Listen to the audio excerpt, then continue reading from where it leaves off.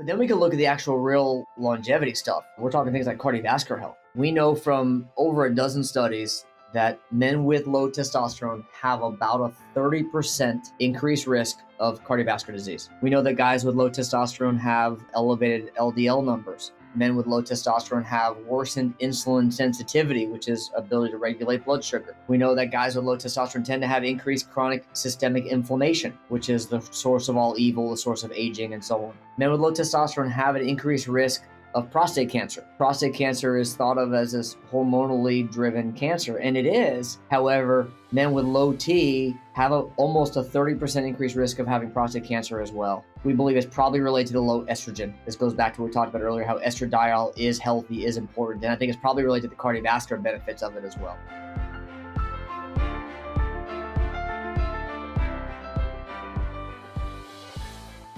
Dr. Gapin, I think the numbers are pretty alarming when you look at, obviously, the declining testosterone numbers. I've heard stats around the average 20-year-old man today has testosterone of a 50-year-old just 40 years back. I've heard you talk about it's dropping at 1% every single year.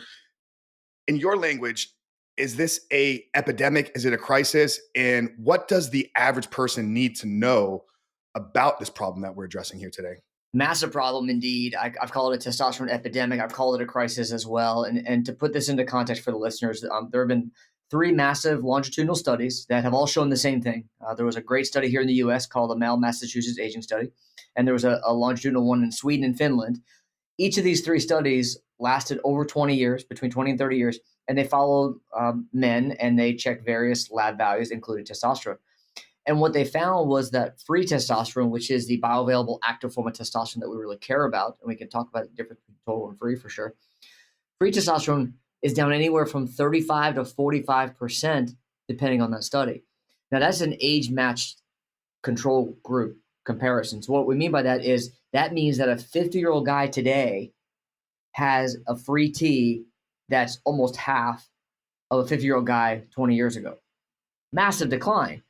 We've also found in other studies that fertility has dropped almost identical 50% decline.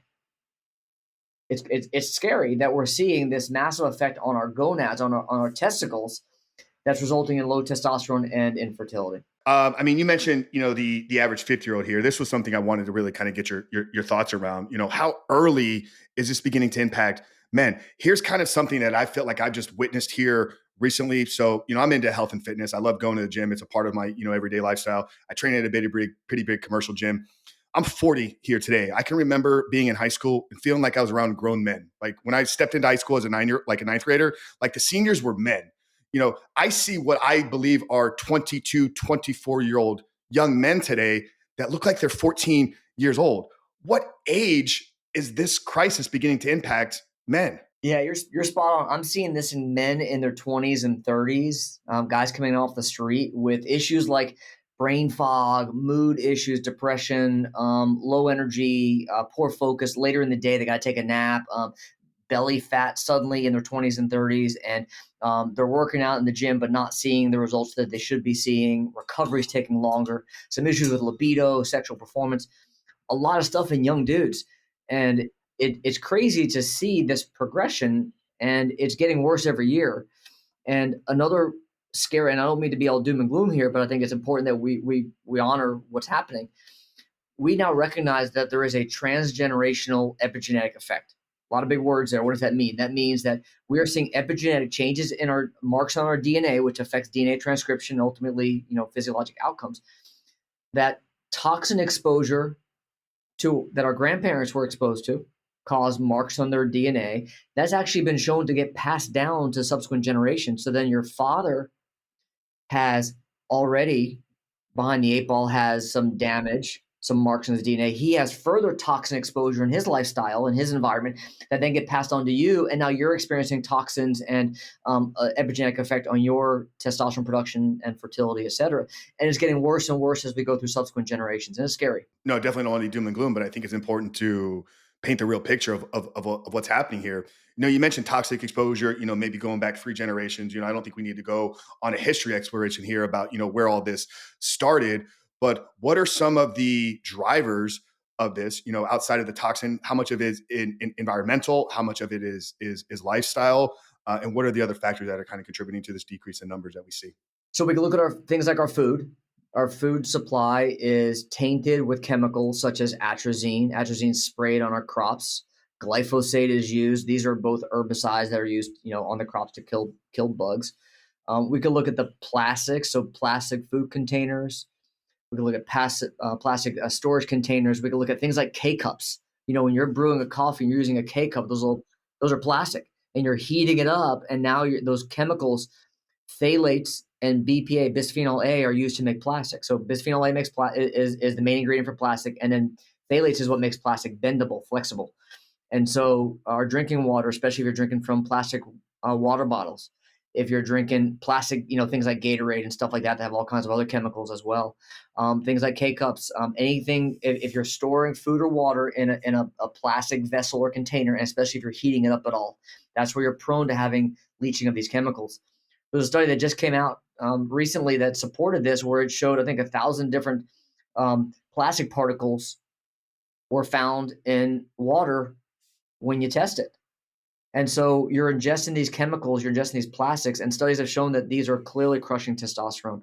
So it's in our food, it's in our drinking water. Even if you're getting water from the tap, studies have shown that it's tainted with estradiol, synthetic estrogen. So women's birth control, they take synthetic birth control, it gets excreted in their urine into the water supply, and our treatment plants are not able to effectively filter that out. And so I like to, joke, I like to be a smart ass that guys are on the pill because you're drinking massive levels of synthetic estrogen in your water if you're not filtering it. And so that's why you'll see me everywhere I go. I'm carrying around a stainless steel water bottle, and I have filtered water. And so there you go. Topo Chico, there you go, glass bottle or filtered water from home. You can get a very inexpensive filter. You can put on your counter. You can put a filter under your sink. We installed one in our whole house, so our water supply and our ice supply is clean and pure. These seem like minor details, but these are big deal when you think about it adding up cumulatively every single day. Well, yeah, I think that's a more important thing. I mean, everybody kind of goes to the extreme, right? It's like, what's the thing that's going to move the needle 0.5%? But water is something that we're consuming, both ingesting, and then you talked about having the filter that's running through your house. I know, like, I can remember back in 2013, like I started paying attention to parabens and lotions and trying to get organic free based shampoos and soaps and all natural stuff, organic, 3 products makes a soap product. Like I'll go sometimes days without putting deodorant on because I don't even want the stuff underneath my arms. Like, does our body absorb these things like through the shower, like when we're taking a bath? When we talk about personal care products, the main key there is time or duration of which it's on your skin. And so I'm not too worried about whatever chemicals may be in your shower water because it's hitting you and is dripping off fairly quickly. There's not a lot of contact time. But you're absolutely right. When you look at chemicals like shampoos and soap and deodorant and sunscreen, chemicals that are on your skin for long periods of time, is lipophilic. And that means that it gets absorbed through fat, it gets absorbed through your skin, and it gets into your bloodstream, and then it gets stored in your fat. And so all of us have some element of subcutaneous and visceral fat, and that's where these toxins can get stored, and they can stay there for years. And what it does is it slowly crushes hormone production. It's been shown to cause autoimmune disease and infertility and cancers and all kinds of other health issues that we can avoid if we just pay attention. And so, pay attention to your laundry detergent, pay attention to any soaps, like you said, shampoos, deodorant. There are apps on your phone. So the Environmental Working Group makes a free app called Healthy Living. It's a little green app. And there's another one called Yucca, Y-U-K-A. I think that one's free as well. And when you go to the store, you can scan barcodes, and it'll tell you all the nasty chemicals that are in those products, and you can really search for products that are clean. It's not hard. Just take some intention. Takes a little bit of time and a little bit of intentionality. We had I have a great friend that's started a men's healthcare line. He started first base was toothpaste. First product was toothpaste. They got soaps. They just released shave butter now as well. Guys, check out Legendary Men's Care. We had Joe on the podcast. He sponsored us a couple of times, but we're talking about some of the toxins here. How much of these declining numbers is lifestyle based? I think we obviously have a generation, maybe we're second generation now that's probably living the most sedentary lifestyle the world is set up. We sit behind screens all day long. We walk less than we move less than we've ever done before. How much of this decline is lifestyle based? Yeah, I would say most of it is lifestyle, and I think toxins is certainly up there that we've just talked through. Certainly poor sleep, and so in general, we're sleeping less than we ever have in the past. And when you look at sleep, what it's really when you have not enough quality sleep, it's raising cortisol, stress hormone. That ties into stress, and I would say that in general, we are more stressed than we've ever been as well. Where we're losing that work-life balance that used to be very clear cut. Now there's sometimes a very indistinguishable line between the two, and there's this chronic stress that people are dealing with. And what that does, poor sleep, high stress, it raises your stress hormone called cortisol. And cortisol tells your brain to turn off production of other hormones, especially testosterone, DHEA, thyroid, growth hormone, etc. And so, yes, lifestyle has a big factor here. Sedentary lifestyle, we know one of the great ways of boosting testosterone is heavy resistance training. And so, as we become more and more sedentary, that's perpetuating that. That's perpetuating storage of more visceral fat as we're less metabolically active. And when we, have a declining VO2 max or declining fitness levels, we're storing fat, and that fat converts any testosterone you may be producing, which is already diminished, into estradiol, your natural estrogen.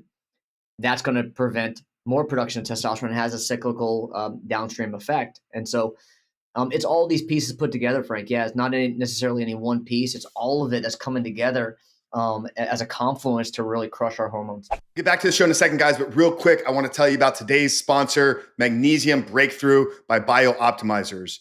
Do you know if you're getting enough magnesium? Because 4 out of 5 Americans aren't.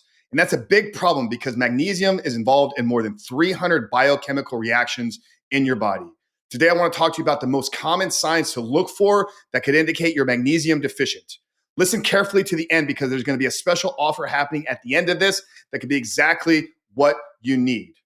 Are you irritable or anxious? Do you struggle with insomnia? Do you experience muscle cramps or twitches? Do you have high blood pressure? Are you sometimes constipated? There are dozens of symptoms of magnesium deficiency, but these are just a few of the most common ones.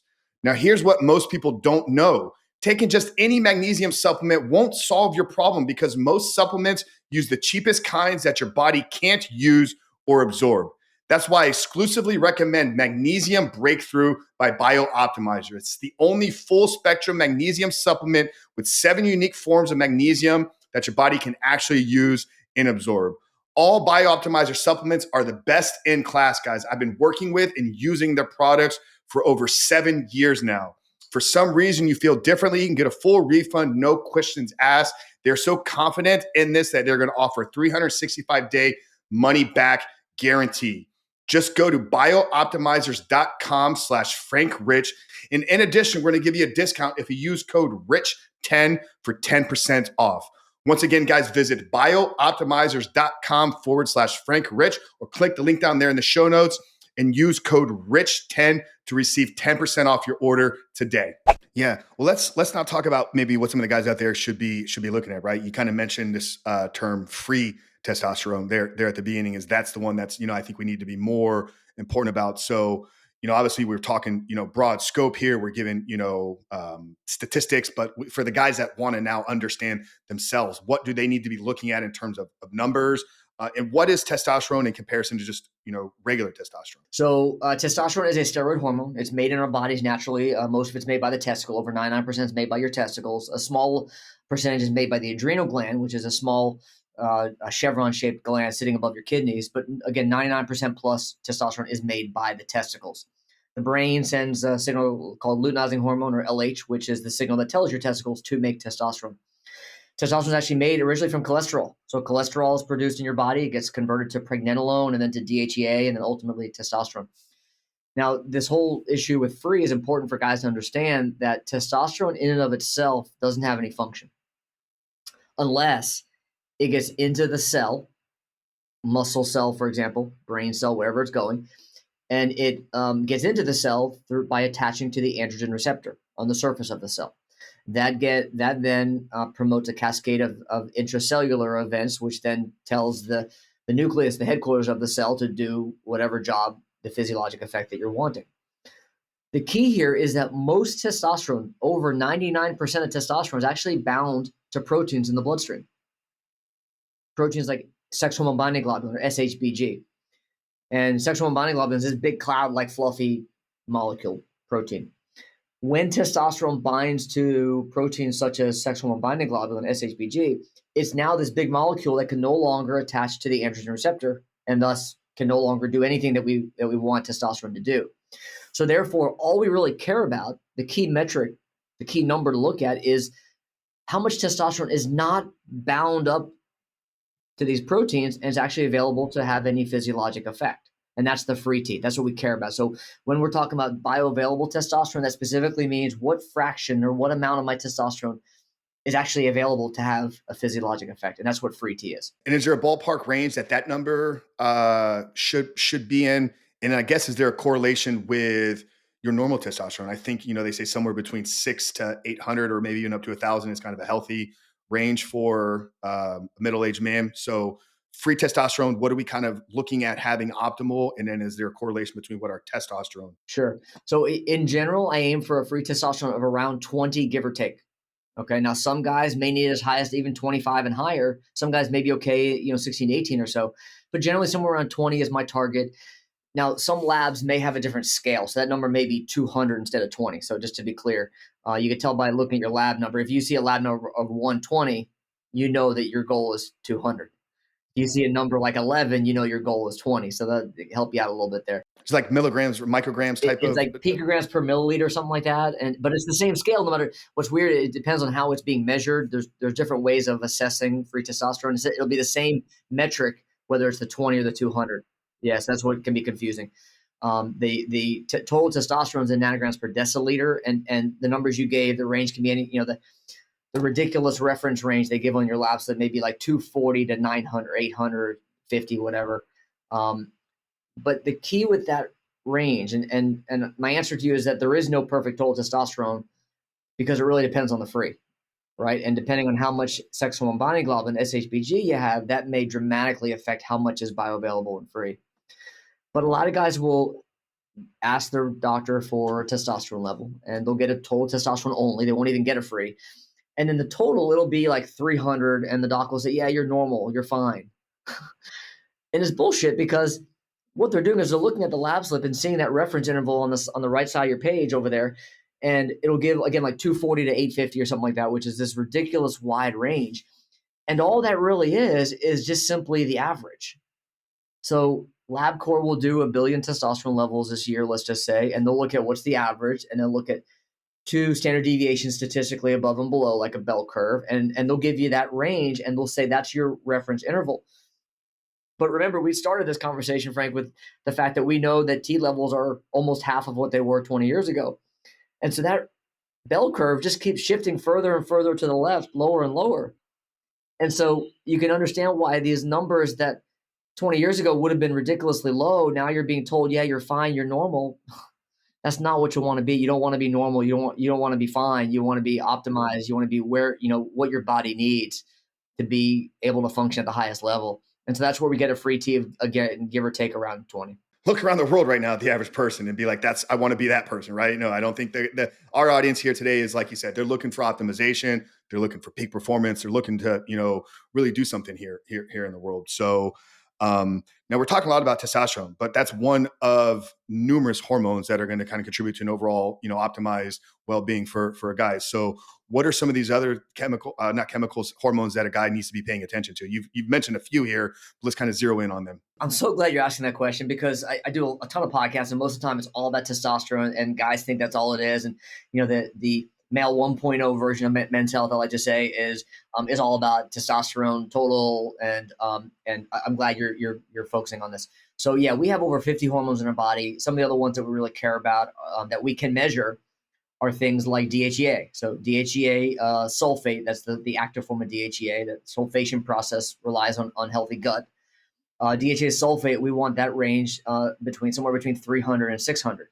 You look at your lab slip, it's going to say normal range is like 70 to 280 or something stupid like that. Again, that it just keeps declining and declining. Nearly every guy I see who I manage who had low testosterone had low DHEA as well. And so it's pretty common to need, if you're going to replace testosterone, to need DHEA as well. And DHEA is a steroid hormone. It's, again, precursor to T, and it's important because it's helpful for mood, for energy, for metabolism, for focus, for a lot of the same things we think when we think of testosterone and thyroid. DHEA is kind of in that mix as well. So super important hormone that tends to get overlooked. So that's a big one. Thyroid. So thyroid, it has always been thought of as a female hormone, but men need it as well. And when we see guys have problems with excess cortisol crushing testosterone, like I mentioned earlier, we tend to find they have low thyroid as well. And that's simply from cortisol feeding back on the brain, shutting off the pituitary production of the signals. And for thyroid, that's TSH. And so it'll turn off the stimulus to make more thyroid hormone. Now, a lot of guys and women will go to the primary care doctor and they'll get a TSH level checked. TSH is thyroid stimulating hormone coming from the pituitary. That's the wrong way to assess thyroid function. That would be like checking your LH level, luteinizing hormone from the brain, checking that as an indicator of your testosterone. Like, it doesn't even measure the actual hormone, it's measuring the signal that turns on that hormone. And so TSH is not what you want to check. You want to be checking the active form of thyroid hormone, which is free T4, but then more important than that is free T3. And free T3 is where it's at. Yeah, free T3 is a bioavailable, most active form of thyroid that we care about above everything else. And so some numbers for the listener. Free T3 are targets around 4.0 to 4.2 or so. And I see guys every day come in, it's like 2.4, 2.6, like super low. And then free T4 is also important, not quite as important as free T3, but that should be around 1.5 or so. Anyway, 1.3, 1.5 or so is our target for that. Okay. Another hormone, vitamin D. Vitamin is actually a hormone, not a vitamin. Vitamin D is incredibly important for a lot of functions. It's important for immune function, for cognitive health, energy. And most guys, and you and I, we're here in Florida, and most of the guys I see, we're here in Sarasota, Florida, and every single one of them has low vitamin D levels. We also know from studies with COVID that guys with people, men and women in general, with low vitamin D levels had worse outcomes with COVID. And so super important, you get your vitamin D levels up. And normally, we in the past we'd say, yeah, just go in the sun. But a lot of people, even with adequate sun exposure, are not getting enough vitamin D conversion in their body. And so aim for a level somewhere between 60 and 80 as a target for vitamin D. And that's as easy. I mean, that's, supplementation. Like, you don't even need a prescription. I mean, you can mass doses of there. How about estrogen? I know that a lot of people think estrogen, you mentioned estradiol, it's running through our water, it's immediately we go to testosterone, that's the man hormone, estrogen, that's the female hormone, right? But I know that there's an interlink between the two of these, and it's a number that men should be paying attention to as well, right? Testosterone gets metabolized, broken down by the aromatase enzyme into estrogen, okay, estradiol specifically, and that gets metabolized further into estrone. And 2-hydroxy, 4-hydroxy, 16-hydroxyestrone is the way in which your body then excretes it, gets rid of it. But the estradiol is the important hormone there. And it's very different. I want to clarify then. Earlier we mentioned estradiol. That was synthetic. So when women take oral birth control, that's a synthetic estrogen. And that's very different than our own body's natural production of estradiol. So think of a light switch. That androgen receptor I mentioned earlier is like a light switch. You want to be able to turn it on, it stimulates it, then it turns off. Gets hit again, turns on, stimulate, turn off. When synthetic estrogens hit that androgen receptor, it's like glue. That's right. It turns it on and it never turns off again. And so then it gets destimulated, desensitized from that overstimulation, and it shuts it off. And so really important that and this is a big reason also why we believe synthetic hormones are so harmful for women as well. You don't want the synthetic, the Premarin, the Prempro, and it's all about the natural bioidentical. We use the term bioidentical. And so when we're talking for men, estradiol is bioidentical estrogen, and testosterone is by definition bioidentical testosterone. There's no different variant on that. Okay. But the key here with estrogen is not the enemy. For men, we need estradiol. It's healthy. It's important that we have good estradiol levels because it's important for cardiovascular health. We actually recognize that estradiol may actually suppress development of prostate cancer. And we know that estrogen is important for libido and for sexual function. So a lot of the benefits of testosterone we now understand may be in some essence controlled by the actual metabolite of testosterone, which is estradiol. Now, why do people hate estradiol? What's the problem? It's gotten bastardized and thought of as evil because when guys first come in and they get their levels checked, their estrogen's way up here, their T is down here. Oh shit, estrogen's the problem. I got to raise T. I got to lower estrogen. Well, the problem is those guys are insulin resistant, meaning they have issues with poor blood sugar regulation. They have a lot of visceral fat that's converting testosterone to estrogen. And so they have an imbalance in the two, which one is nice, healthy, optimized testosterone, like we talked about. And then we want estradiol in a nice, healthy, optimal range as well. But it's the balance between the two that's the key. We do not want to suppress estradiol down to zero, like a lot of guys like to do. Like the bro science will say, take a Arimidex or an Astrozole to crush your E. You need it, man. Dude, I've seen guys with estrogens, like undetectable estradiol levels, and they have no libido, they have poor sexual function, they have a lot of symptoms of low T, and it's simply from low estrogen. Yeah, I could easily share a story of, my mid to late 20s, got into the bodybuilding community, found the local gym bro that, had some trophies in his office, and that's the guy right there that's going to coach me. And it became the chicken and broccoli tilapia, the last few weeks of the show, two cardio sessions per day. You're holding a little bit of weight around your waist now. And now we're going to kind of drop your testosterone a little bit. We're going to get you on the Arimidex, just like you said. And it's like, by the end of the show, it's like, yeah, it looked great, but I hated everything about life. I dragged myself in and out of the gym. I couldn't get in a regular at 28, 29 years old, like at the peak physicality. You would look at me and be like, that's a goddamn Greek god right there. And it's like nothing worked within my life. So I've had some real world experience in some of these things. That's why I'm so passionate about what you're doing there, because hopefully we can educate. And I think that it's obviously that was 15 years ago, right? So I think science and just education has really caught up, and hopefully not as many people are hiring these gym bros.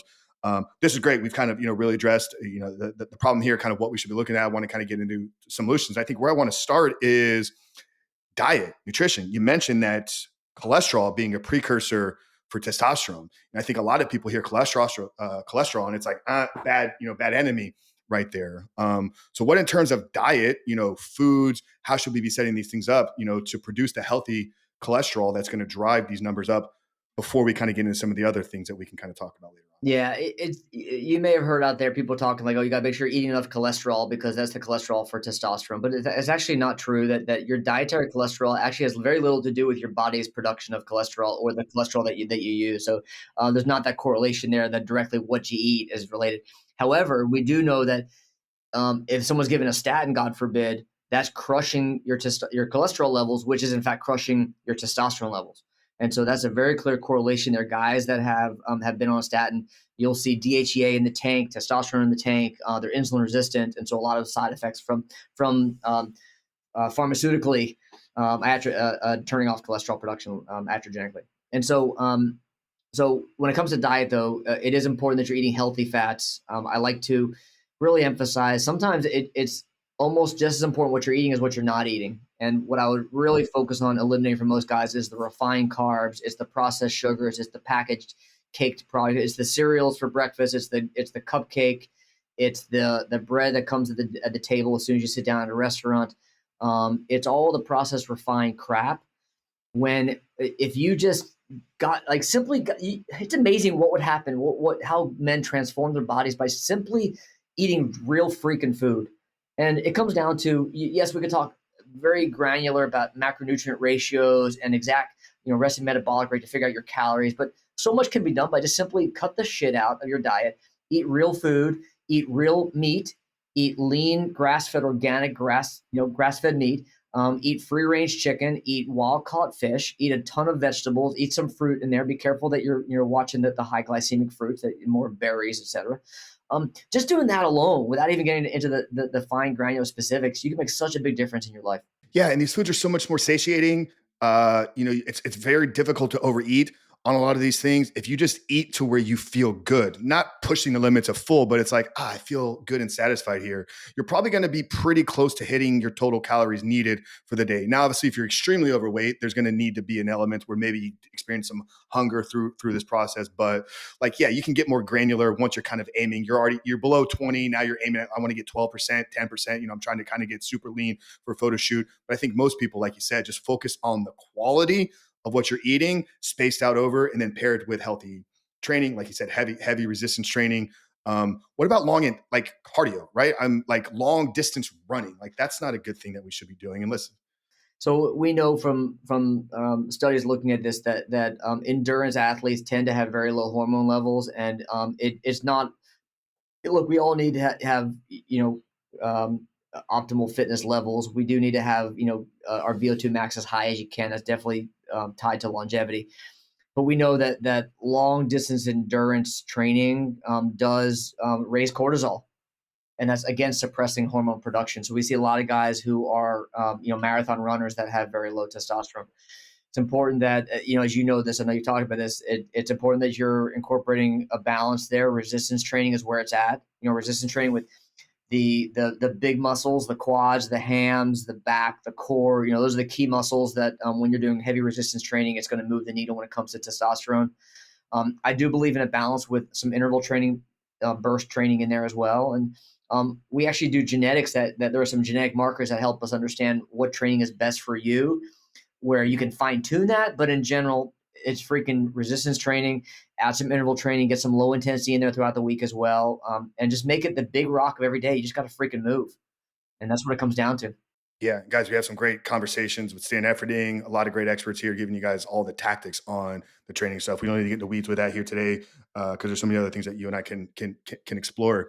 I'm sorry to interrupt you. I just want to say something like that I think it may drive this point home for the listeners.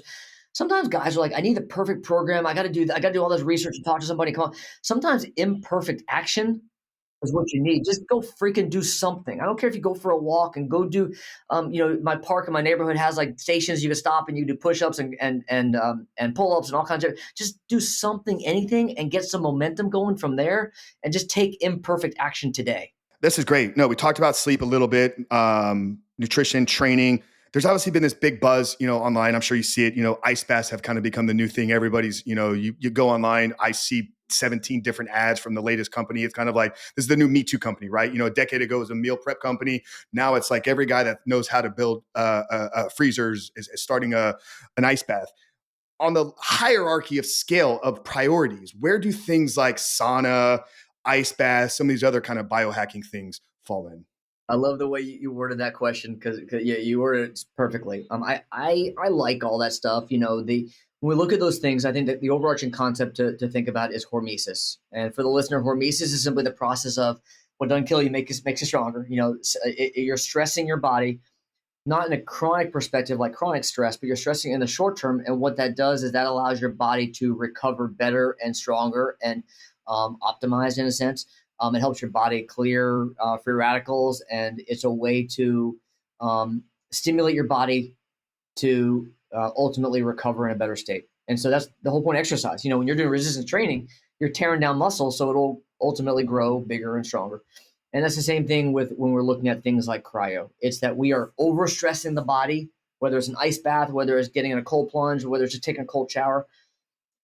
You're stressing the body, and we can talk about sympathetic, parasympathetic nervous system. You're stressing the body, so then it causes a rebound reflex parasympathetic response, and that's ultimately what you want. So it's ultimately turning off your stress systems by creating a short burst of increased stress. So I love cold plunge for that sort of reason. Sauna, a lot of studies around the benefits of sauna. Most of them come from Europe.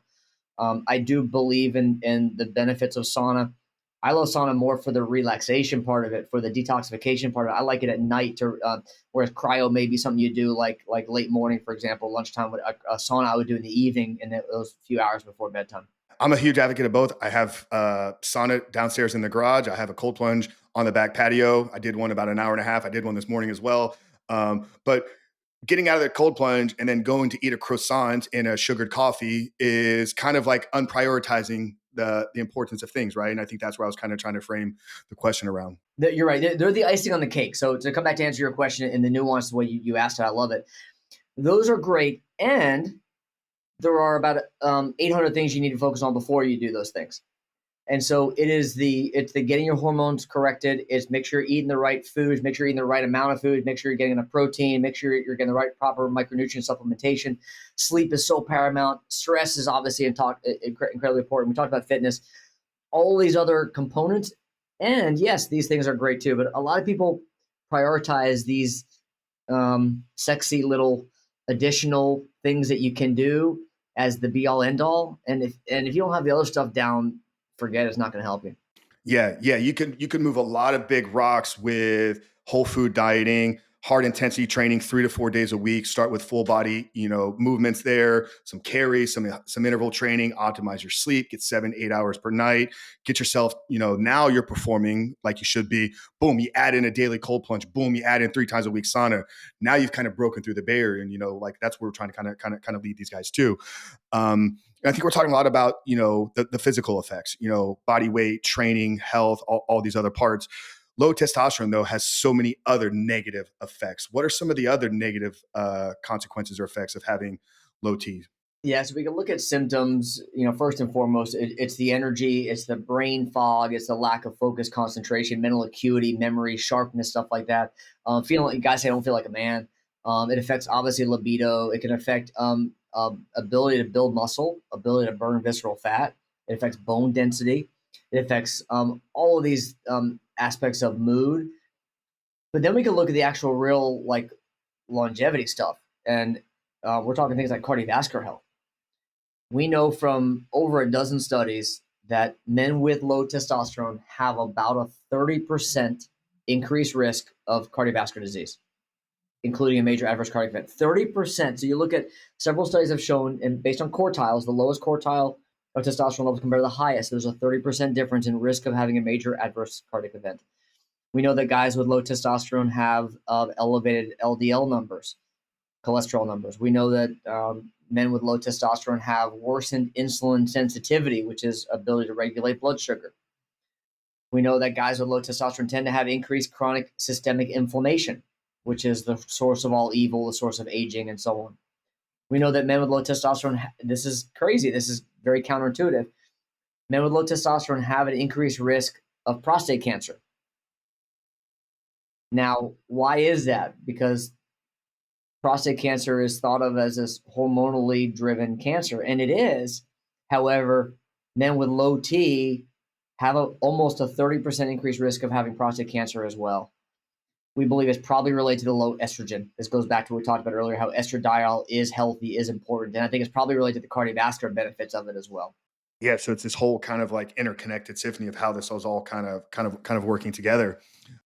Talking solution-based oriented, at what point does hormone therapy, TRT, synthetic base injections come into play? What are your, yeah. So I always recommend the natural holistic lifestyle approaches first, because those are important for testosterone production, but also just when it comes to your overall system, and it's going to affect a lot of other things as well, and help blood sugar regulation, improve inflammation, and help cardiovascular health. So everything we talked about is important. What I find, however, is when I first share that stuff with a guy, let's use real life scenario. Guy comes in, he's 44 years old, he's an entrepreneur, and he's like, I can't focus, I got brain fog, I have low energy, I'm exhausted, my wife thinks I'm not interested in her, but I'm just don't care about sex. Typical story. I got this belly fat, can't get rid of him in the gym every day, nothing's happening, like what's going on? And his free T is 6. Remember, it should be like 20. We see that every day. Super common. And so we talk about all this stuff.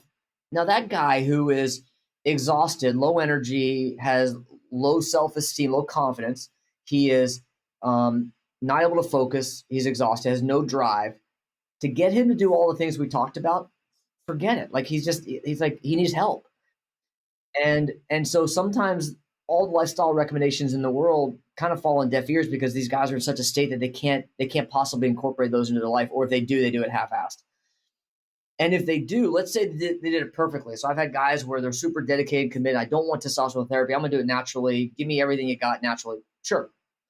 We supplement with micronutrients like zinc and magnesium and B vitamins, and make sure they're eating perfect diet, and talk about sleep and stress and fitness and all this perfect stuff. 6 months later, that 6 is now 9.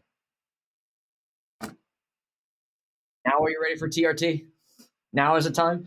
And that's what happens a lot, Frank, is that most guys, I mentioned the transgenerational effect. And I think, unfortunately, a lot of what we're seeing is damage, is water under the bridge. It's damage that has been done to your parents and grandparents. And you think that you're going to turn that around by lifting some heavy weights for a couple of weeks. It's not realistic to expect that kind of dramatic transformation.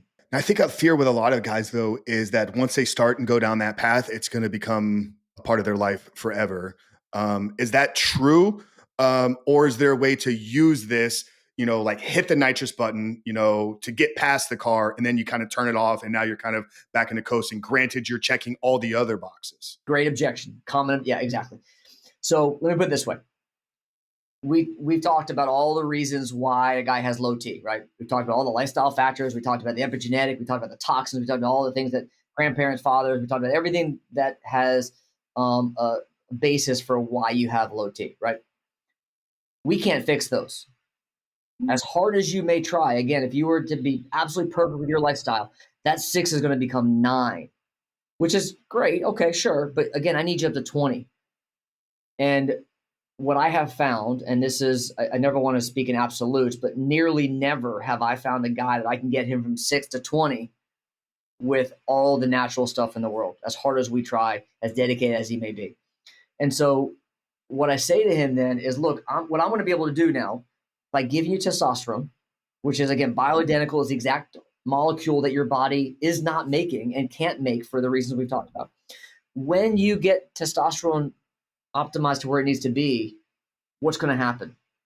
You're going to have amazing mood, energy, focus, drive, libido, physical performance in the gym, recovery, sex drive, sexual performance, ability to build muscle and burn fat, better insulin sensitivity, better cardiovascular health. You're going to feel alive again. You're going to feel like a man again. And what happens when we do that, that question that you asked changes to, Doc, you're not ever going to take this away from me, are you? Yes. You see what I'm saying? I'm so glad you said that. So the real answer to your question is yes, you're probably going to be on it lifelong, but you're going to realize the benefit of it, and you're freaking not going to want to ever stop. And you're going to recognize why you need it. And so, yeah, whatever you got to do to get it, you're going to get it. And as long as you're monitoring all of these numbers and you're having regular blood work done 3-6 months, like it's not taking, like, I think that's a fear, right? Is like, if I inject this synthetic, but it's a bioidentical, so it's the same one that our body has produced. So it's not shortening our lifespan. If anything, we're optimizing things, and we're going to live a better quality of life for a longer period of time. 1,000%. Yeah. I'm not giving you nandrolone. I'm not trying to make you Superman. I'm trying to make you a man. Yeah. And so the doses that we use are very different than what bodybuilders like use in the past, potentially, like what a lot of these big dudes use. Like, I'll give you an example. A lot of these guys, they will use 5,000 milligrams a week. Okay. We're using like 200 milligrams a week. Like, to just give you a perspective, a scale difference of how some of these top bodybuilders were using tea and how we use it to get you where you need to be. There's just a completely different scale. Oh, absolutely. Yeah. And that's what, I have this conversation with a lot of friends. I come from that space, man. I have many buddies that have walked the Olympia stage, so I understand that side of things. And, that's a whole different conversation to have. Young men out there, stay away from these things as long as possible. If it's something you're truly committed to doing, that's a decision you make in on your own. We're talking about health optimization here today with Dr. Gapin.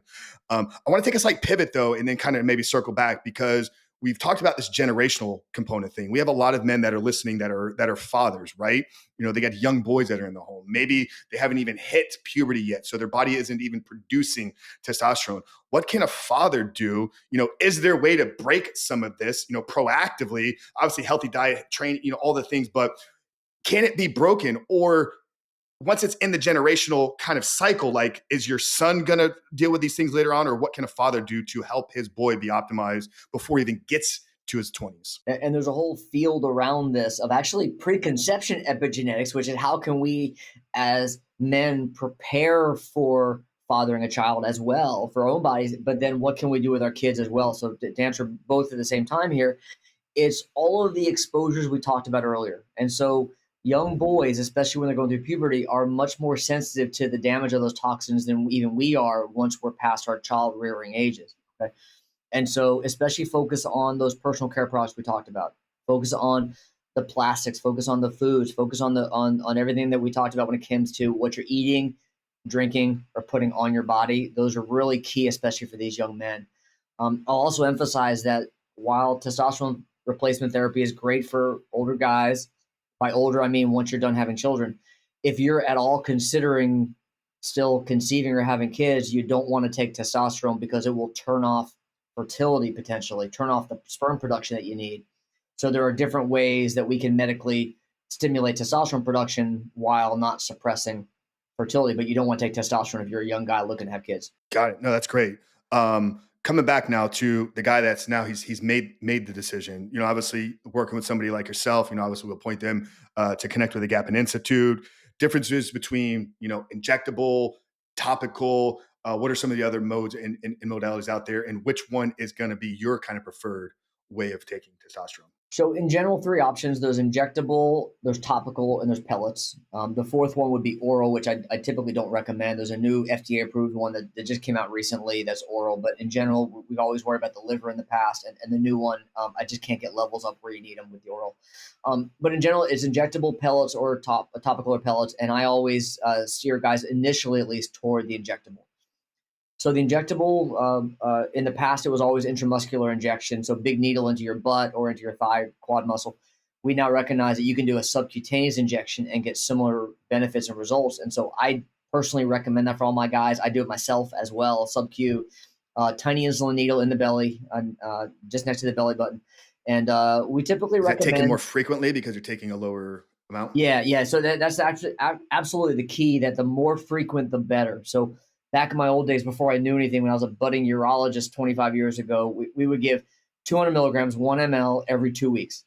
And now we realize how bad that was, because you're causing these big spikes and then it plummets, and then you have all these valleys all this time where your levels are low. And so the more frequent lower dosing is better.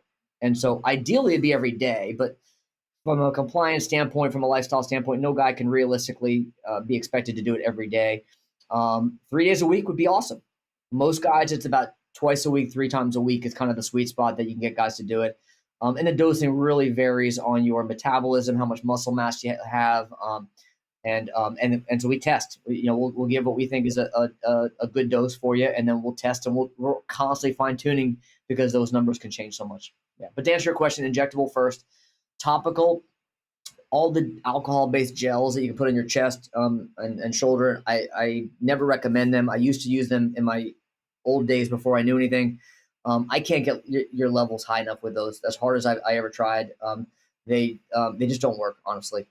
What I will, if someone desperately wants topical, I'll use a Versa-based cream that you can actually apply on the scrotum. And the scrotum is used because it has amazing absorption. It's incredible absorption. And I can get your levels as high as I need them with a small little daily topical dose of cream. The downside, you got to use it every single day because it wears off. The half-life is so short that it'll wear off very quickly. And do you notice, miss a day? Like, are you noticing the effects of something like that? Well, yeah, your levels will be in the tank. So if you put it on this morning, by tomorrow morning, it's completely out of your system. It's pretty much gone.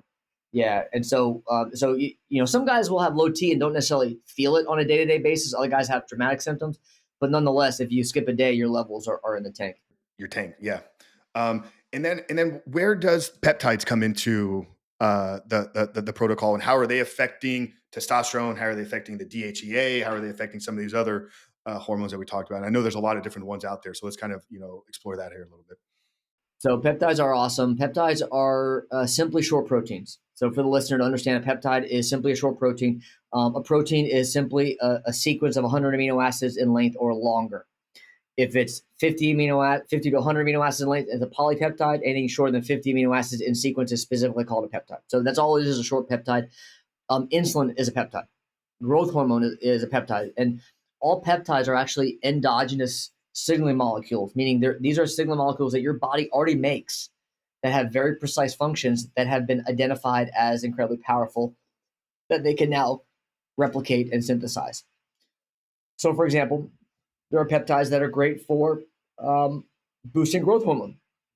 So we know as we age, growth hormone levels decline, and that can affect sleep quality. It affects our ability to build muscle and burn fat. It can affect really the aging process. And so there are peptides that specifically will not be synthetic growth hormone that has some negative consequences, but instead can tell your pituitary, hey, make more growth hormone.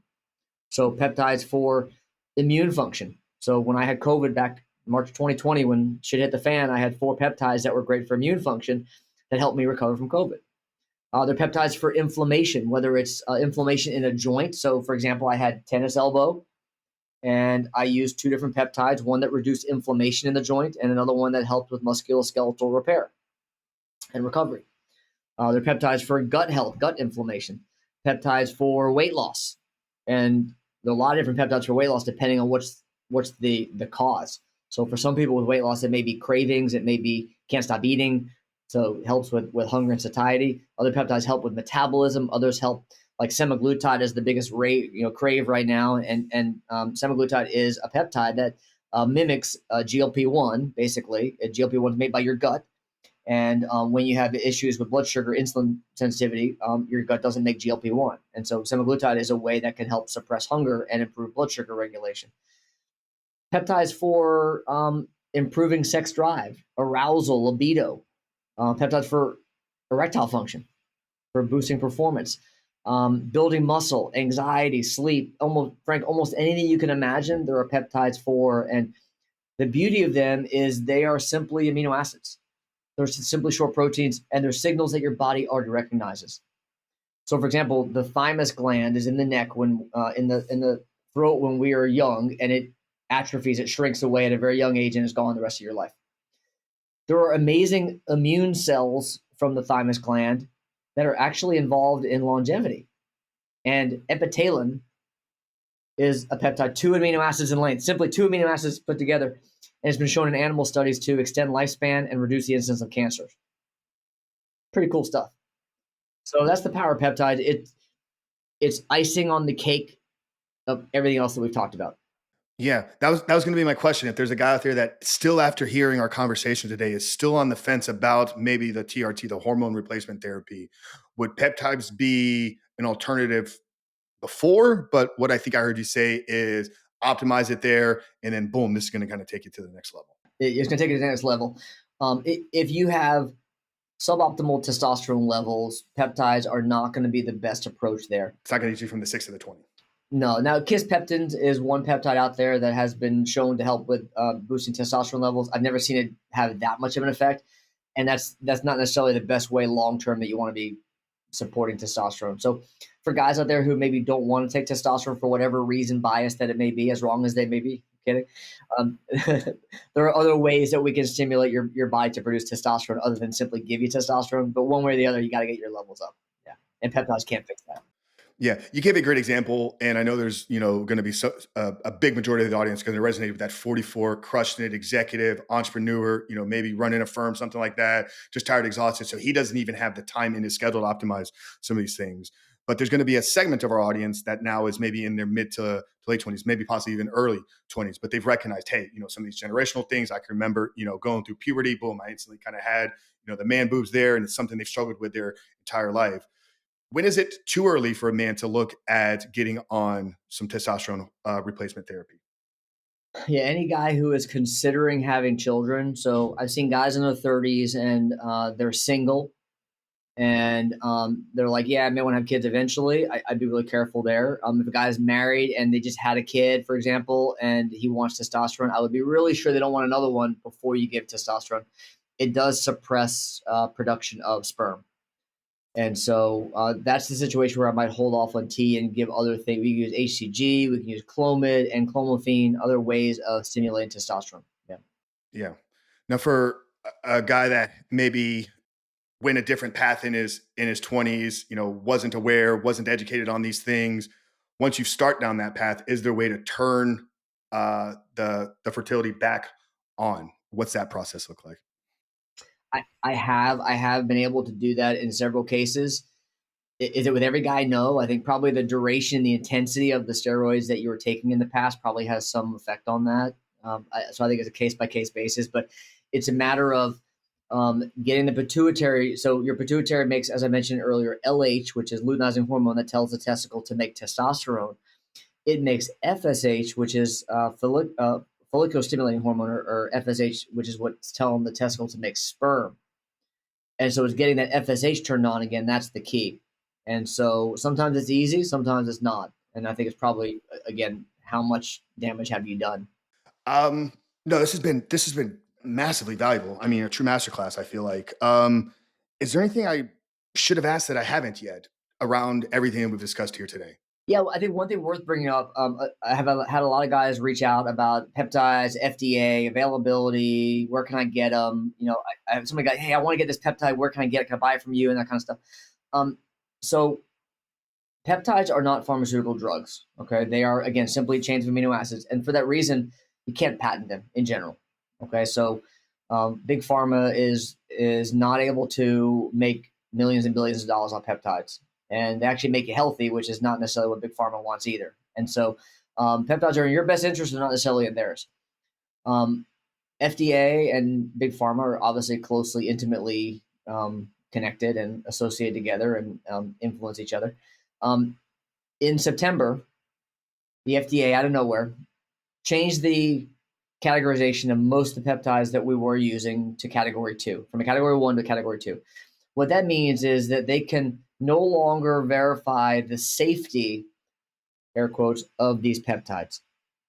Um, my one word response is bullshit, because we know the safety of peptides because we've been using them for 20 years. We have tons of published studies, but because they haven't gone through phase 1, phase 2, phase 3 FDA clinical trials like a typical drug company, they haven't crossed that threshold. They haven't jumped over that hurdle.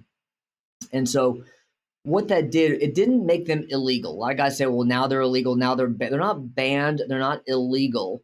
What it means now is that if there was any liability, if there was any negative outcome, the compounding pharmacy would be held liable. The FDA wouldn't protect them.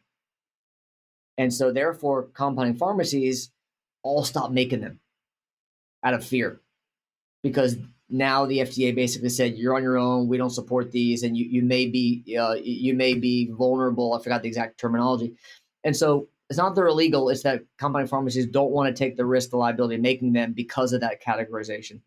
And so a lot of guys are now going to black market. They're going to these direct to consumer companies online where you can buy them. And the only prerequisite now for those peptides is a credit card.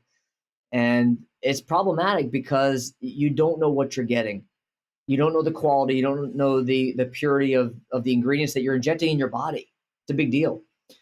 And they can show you a certificate, but my question is, how do you know that that certificate matches that bottle? And so it creates a real level of uncertainty of what the hell you're getting. And so I would not trust if it's not a reputable compounding pharmacy. So then guys ask, well, what do I do then? How do I get these peptides? The answer is there are always new and better ones coming out. And there are other peptides that we are using now to replace the ones that they recategorized to category 2. We're in the process of putting together a consortium of doctors around the country who are creating our own clinical trial, so we can show the FDA who's number one, and give the scientific data they need to hopefully change that position. There's a lawsuit underway with the FDA as well for this reason. Yeah, no, that's fantastic. Dr. Gapin, I appreciate you coming on here. Tell the guys, obviously, I know you're based out of Sarasota here, just south of Tampa, but I think you're certified in, pretty much every state across the country. So no matter where these guys are consuming today's episode, I believe they can work with you, whether through telehealth or, I don't know if you have other clinics around the country. So if they want to get some of these questions answered, if they want to kind of explore some of these therapies, what's the best way to get connected and in touch with you? Yeah, thanks so much. So website is gapininstitute.com. And I have a gift to the listeners. We have what's called a High Performance Health Handbook. It is 15 strategies and tactics that the listener can start using today to solve the 3 biggest things guys are looking for. I want to have more energy, I want to burn fat, build weight, and I want better sex. And just simply text the word health, HEALTH, to number 26786. Again, that's text health to 26786. And I'll share with you a copy of my High Performance Health Handbook. I'm also going to give you a complimentary copy, a digital copy of my best-selling book, Male 2.0. So I'll give the listener a free copy of that as well. And then they'll get a link if they want to reach out to my team to see how I can help you. You'll get a link for that as well. Yeah, absolutely. Guys, we'll have all that plugged down there in the show notes, 26786, text the word health. If you want to connect with them and at least get some of these resources and get in touch with the team. Free consultation, I'm assuming, or is there a cost? You got it. Happy to, we'll jump on and call with anyone. Yeah, incredible. Dr. Gapin here. We love to end every conversation with the same and final question. Title of our show is called the Superhuman Life Podcast. It kind of ties in, spirituality and whatnot. But I think in terms of what we talked about here today, how would you define a man out there living a superhuman life? a man who is authentic, a man who is living with intention, a man who's focused on his why. My why, without question, are my two beautiful kids at home, and they're everything to me. My wife is amazing, love her to death as well, but it's all about my kids and creating that legacy. And so for me, everything I do is how can I be the best father to them? And when you focus on your why like that, every little decision, micro decision you have throughout the day becomes so easy. Is it in alignment with my why? And if it is, awesome. If it's not, then you got to reconsider. Beautifully stated. And I would say I align 100% with that. Absent of the children, big on why it ties in deep into the recovery based work that we do with our men out there inside of Rebuilt Recovery. So, guys, connect with the Gapin Institute. We'll have the information plugged down there in the show notes. Text health to 26786. But it's been a real honor here today. I felt we've went so deep on some of these important talks or important topics that a lot of guys just need to understand, whether they're in their 20s, optimizing life in their 30s or 40 and beyond, and they're trying to carry on what they were living in those first 2 decades. So, absolute honor, Dr. Gapin. I'll have to make my way down to Sarasota and check out the clinic and institute down there. Yeah, guys, connect with them. Your host here, Frank Rich. We love you guys. Make sure to share today's episode as much as possible. We thank you guys so much for being here today. We'll see you in the next one.